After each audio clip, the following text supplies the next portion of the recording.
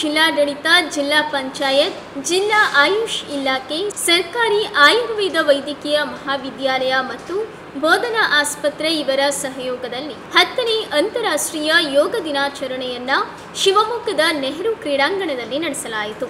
ಯೋಗವು ಒಂದು ಸಂಪೂರ್ಣ ಪ್ರಕಾರವಾಗಿದ್ದು ಅದು ನಮ್ಮನ್ನ ದೈಹಿಕವಾಗಿ ಹಾಗೂ ಮಾನಸಿಕವಾಗಿ ಒಂದುಗೂಡಿಸುತ್ತದೆ ಎಂದು ಶಿವಮೊಗ್ಗ ಶಾಸಕರಾದ ಎಸ್.ಎನ್. ಚನ್ನಬಸಪ್ಪ ಅವರು ತಿಳಿಸಿದರು.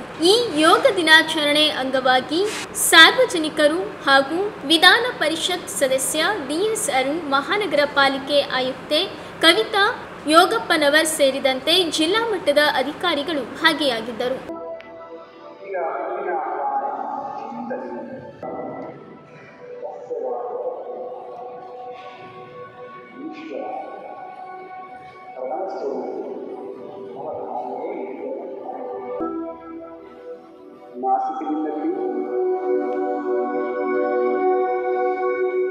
ಎಡಗೈ ಹಸ್ತವನ್ನು ಜ್ಞಾನ ಮುದ್ರೆಯಲ್ಲಿರಿಸಿ ಬಲಗೈ ಹಸ್ತ